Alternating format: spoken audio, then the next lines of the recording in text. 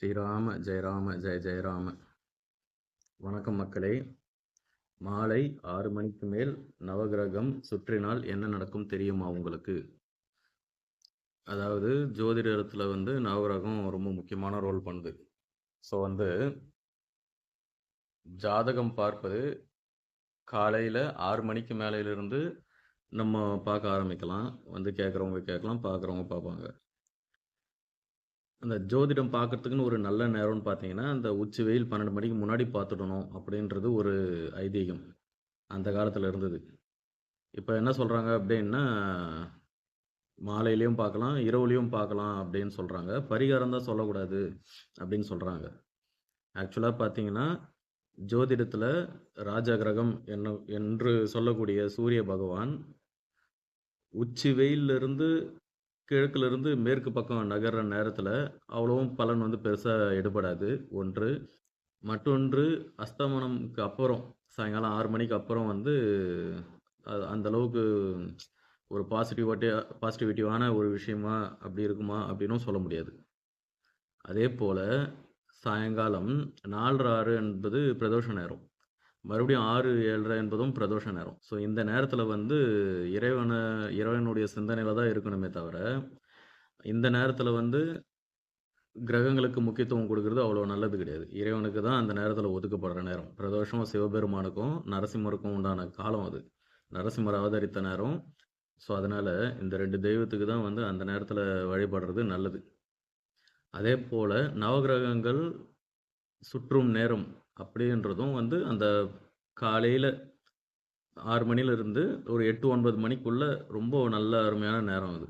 சனீஸ்வரருக்கு விளக்கு போடுறதும் சரி, சனிக்கிழமை மீதி நாளில் நவகிரகம் சுற்றுறது ரொம்ப நல்ல நேரம். தினமும் நவகிரகம் சுற்றலாம், ரொம்ப தி பெஸ்ட்டு. அதே போன்று 12 மணி வரையும் கிட்ட சுற்றுறது ஓகே, எக்ஸம்ஷன். பட் 12 மணிக்கு மேலே அப்படின்றதும் சாயங்காலம் 6 மணிக்கு மேலே அப்படின்றதும் அவ்வளோ நிறையா ஜோதிடர்கள் சொல்கிறாங்க. அதை குறை சொல்ல. பட் அதுக்கு ஒரு சின்ன எக்ஸ்ப்ளனேஷன் கொடுக்குறேன். என்ன அப்படின்னா, ராசி மண்டலத்தில் மேஷத்திலிருந்து ஆரம்பித்து தலையாய ராசி மேஷம், அதுதான் முதல்ல ஆரம்பிக்குது இல்லைங்களா? மேஷத்தில் ஆரம்பித்து மீனத்தில் முடியுது. ஸோ இந்த மேஷம் அப்படின்று சொல்லக்கூடிய செவ்வாய் பகவான், அவருக்கு இன்னொரு வீடு விருச்சகம். ஸோ மேஷம் என்றது 1, விருச்சகம் என்றது 8. இதே போல தான் சுக்கிரன், புதன், அதுக்கப்புறம் குரு, சனீஸ்வரர். இந்த 5 பேருக்கு ஆளுக்கு 2 வீடு அப்படின்னு இருக்குது. இதில் நீங்கள் ராசி மண்டல பிரகாரம் எடுத்துக்கினாலும் ஒரு கிரகத்துக்கு 2வது வீடு இருக்குது இல்லைங்களா? அது எல்லாமே பார்த்தீங்கன்னா 6 8 12 இப்படி வரக்கூடிய இடம். சனீஸ்வரருக்கு பாதகாதிபதி, சுக்கிரனுக்கு 7ஆம் இடம். 7ஆம் இடம் நல்லதுன்னு சொல்லலாம். ஆனால் 7 கூடையவன் மாரகாதிபதி. இதே போன்று தான் ஒரு எது லக்னமாக அமைஞ்சாலும் ஒரு லக்னத்துக்கு இப்படி தான் நடக்கும். ஸோ கிரகங்களை ஆக்டிவேட் பண்ணுறது தான் நவகிரகங்களை சுற்றுறது, நல்ல விதமாக ஆக்டிவேட் பண்ணுறது. ஸோ ஒரு ஜாதக கட்டத்தில் 1 2 3 4 5 9 10 11 இவங்கெல்லாம் ஓகே தான். பட் இதில் யாரெல்லாம் கழிக்கணும்னு பார்த்தீங்கன்னா 6 8 12 மாரகாதிபதி, பாதகாதிபதி இவங்களெல்லாம் கழிக்க வேண்டியது இருக்குது. ஸோ மாலை நேரத்தில் பார்த்தீங்கன்னா இந்த செகண்ட் ஆஃப் தான் வேலை செய்யும். யார் இந்த இப்போ சொன்னேன் இல்லைங்களா, இந்த 6 8 12 இவங்கெல்லாம் தான் வேலை செய்வாங்க. ஃபஸ்ட் ஹாஃபில் வேலை செய்யணும் அப்படின்னா பகலில் சுற்றணும். அந்த 1 2 அவங்கெல்லாம் வேலை செய்யணும்னா பகலில் சுற்றணும். இது பரிகாரமும் செய்கிறதா இருந்தாலும் இந்த நேரத்தில் தான் செய்யணும். நவகிரகத்துக்கு செய்கிறதா இருந்தாலும் சரி, தெய்வங்கள் சன்னதியில் செய்கிறதா இருந்தாலும் சரி, நவகிரகத்துக்கு இந்த நேரத்தில் தான் செய்யணும், பகல் நேரத்தில். ஸோ மாலைக்கு மேலே சுற்றக்கூடாதா இரவு நேரத்தில் அப்படின்னா, இரவு நேரத்தில் கோயில் அடைச்சிருவாங்க, அது வேறு விஷயம். மாலை 6 மணிக்கு மேலே சுற்றக்கூடாதா அப்படின்னா, சில ஜோதிடர்கள் அவர்கள் பார்க்கும் ஜாதகத்திற்கு அதுக்கேற்ற மாதிரி பரிந்துரை பண்ணியிருப்பாங்க. அது ரொம்ப சில பேருக்கு ஸ்பெசிஃபிக்காக அவங்களுக்கு அந்த 6 8 12 நல்லா இருந்திருக்கும் மேபி. அதனால் அவங்களுக்கு அது ஆதாயமாக இருக்கிறதுனால அவங்க கொடுத்துருப்பாங்க. அவங்க நல்ல இடத்துல உட்காந்துருப்பாங்க, நல்ல நட்சத்திர சாரம் வாங்கியிருப்பாங்க, தாராபலம் இருந்திருக்கும், அதுக்கேற்ற மாதிரி அவங்க கொடுத்துருப்பாங்க.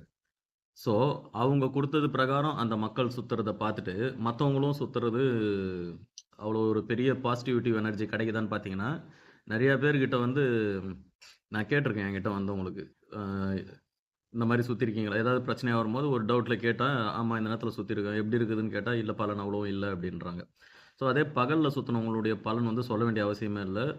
சுத்தி பலன் பெற்றவங்க நெறைய பேரு. இதன் மூலியமா நான் என்ன சொல்ல வரேன் அப்டின்னா, பகல்ல முடிஞ்ச வரையும் 12 மணிக்கு முன்னாடி முடிச்சுருங்க. இன்னும் பிஃபோர் 10:00 முன்னாடி.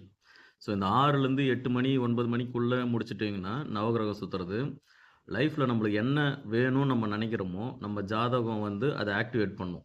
அது அதுல இருக்குதுன்றதுனால தான் நம்மளுக்கு அந்த நெனப்பே வருது. நம்மளுக்கு இது வேணும் அப்டின்றது. ஸோ அது வந்து ஜாதகம் வந்து வேலை செய்யறதுக்கு கிரகங்கள ஆக்டிவேட் பண்ணும். நல்ல நேரத்துல சுத்தணும்.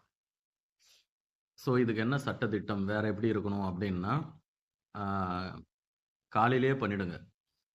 சப்போஸ் கொஞ்சம் லேட் ஆகுது அப்டின்னா, நான்வெஜ் சாப்பிட்டிருந்தா அன்னைக்கு பண்ணக்கூடாது. நாளைக்கு அன்னைக்கு சுத்தக்கூடாது. பெண்கள் அவங்களுடைய மாதவிடாய் காலத்துல சுத்தக்கூடாது.